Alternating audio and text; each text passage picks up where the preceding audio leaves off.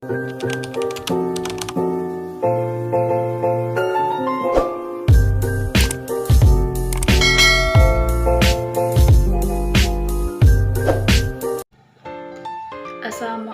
warahmatullahi wabarakatuh. Perkenalkan, nama saya Widya Alwia Molok dengan NIM 22123068 dari kelas PAI 2B dari kelompok 10.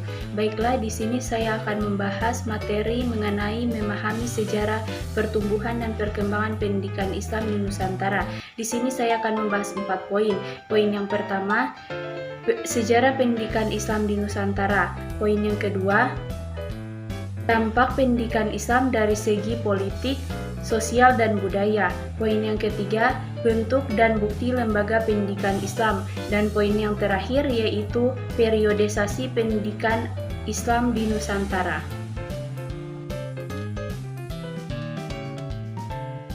Poin yang pertama, sejarah pendidikan Islam di Nusantara. Pendidikan Islam di Indonesia sudah ada sejak agama Islam pertama kali masuk ke Nusantara.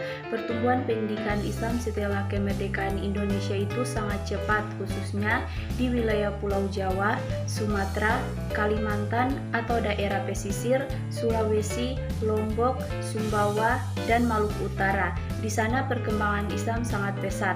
Pendidikan Islam bermula diajarkan di tempat ibadah seperti masjid, musola, dan lain sebagainya.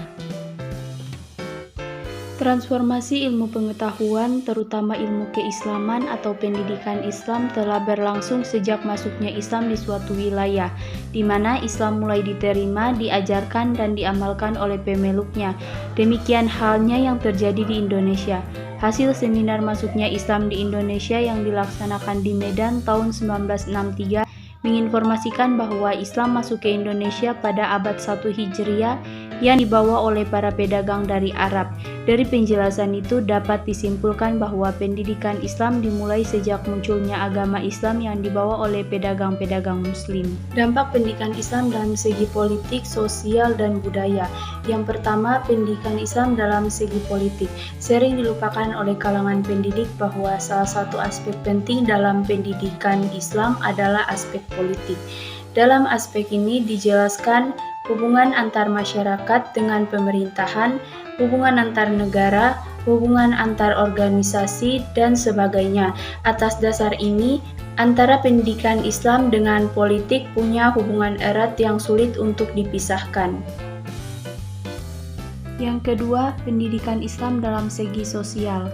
Peranan pendidikan Islam sangatlah penting, yaitu agar memberikan arahan dan pemahaman terhadap umat Islam secara komprehensif, agar peserta didik mampu memahami dan mengetahui ilmu-ilmu yang diajarkan oleh pendidik, serta dapat mengamalkannya untuk diri sendiri dan di dalam masyarakat kelak. Berdasarkan uraian di atas dapat disimpulkan bahwa pendidikan agama Islam sangat berdampak baik dan berpengaruh cukup besar dalam sosial, karena pendidikan agama Islam dapat membentuk karakteristik, kualitas moral, dan adab yang baik sehingga manusia dapat bersosialisasi dengan baik. Yang ketiga, pendidikan Islam dalam segi budaya. Untuk membangun intelektualisme budaya, maka pendidikan Islam dan nilai-nilai budaya perlu berjalan bersama dalam ranah yang tidak bisa dipisahkan. Nilai-nilai budaya yang membawa penyelamatan kehidupan umat manusia adalah nilai-nilai yang tetap berpegang teguh pada ajaran Al-Quran dan Sunnah Rasul, serta kearifan-kearifan lokal yang tetap berpegang pada norma-norma budi pekerti luhur. Inilah peranan yang sangat strategis dalam pendidikan Islam yang bisa merespon budaya-budaya yang menjadi bagian kehidupan manusia yang tidak bisa lepas, tapi bisa diselamatkan dengan memberikan warna Islami.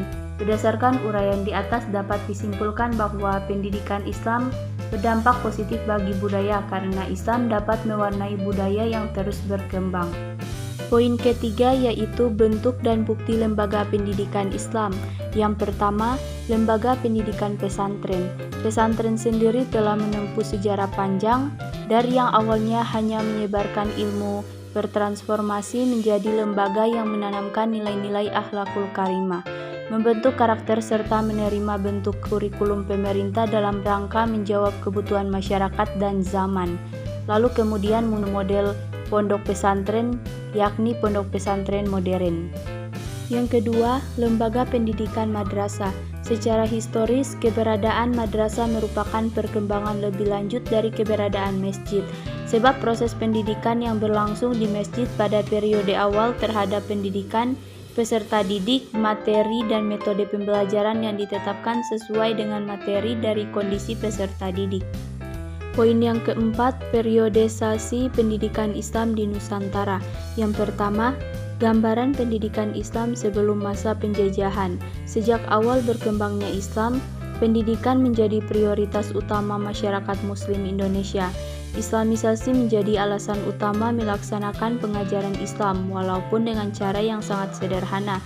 Kebutuhan masyarakat Islam dengan pendidikan modern, masyarakat Islam Indonesia mengadopsi dan mentransfer lembaga keagamaan dan sosial yang sudah ada ke dalam lembaga pendidikan Islam di Indonesia. Di Jawa, umat Islam mentransfer lembaga keagamaan Hindu-Buddha menjadi pesantren. Yang kedua, eksistensi pendidikan Islam pada masa penjajahan. Yang pertama, pendidikan Islam masa kolonial Belanda. Kondisi pendidikan Islam pada zaman Belanda sangat memprihatinkan. Umat Islam terus-menerus mendapatkan tekanan dan perlakuan yang tidak mengembirakan. Namun, umat Islam pantang menyerah, tetap berjuang hingga akhirnya pendidikan Islam mengalami kebangkitan dan kemajuan. Yang kedua, pendidikan Islam zaman penjajahan Jepang. Kehadiran Jepang menjajah Indonesia sangatlah singkat, namun Jepang tetap memberikan pengaruh terhadap perkembangan pendidikan Islam. Salah satunya adalah umat Islam lebih leluasa mengembangkan pendidikannya karena peraturan pemerintahan Belanda yang diskriminatif tidak diberlakukan lagi. Selanjutnya, sistem pendidikan Islam saat itu masih sama dengan sistem zaman Belanda, yaitu di samping sistem pendidikan pesantren, juga terdapat sistem pendidikan klasikal, yaitu sistem pendidikan Belanda yang memuat pelajaran agama. Selanjutnya, realitas pendidikan Islam pasca kemerdekaan, yaitu ada pendidikan Islam masa Orde Lama. Besarnya perhatian pemerintah terhadap pendidikan Islam menandakan bahwa pendidikan Islam masa ini telah jauh berbeda bila dibandingkan dengan masa penjajahan Belanda dan Jepang. Setidaknya ada beberapa sumbangan pemerintah Orde Lama terhadap kemajuan pendidikan Islam di Indonesia. Yang kedua ada pendidikan Islam masa Orde Baru. Pada masa Orde Baru, pendidikan agama telah mengalami kemajuan sesuai dengan keputusan sidang MPRS tahun 1966. Dengan demikian, sejak tahun 1966, pendidikan agama menjadi mata pelajaran wajib mulai dari sekolah dasar atau SD sampai perguruan tinggi umum negeri di seluruh Indonesia. Yang ketiga ada pendidikan Islam masa reformasi. Era reformasi dalam istilah lazim yang digunakan di Indonesia adalah masa pemerintahan yang dimulai setelah jatuhnya pemerintahan Orde Baru pada tahun 1998.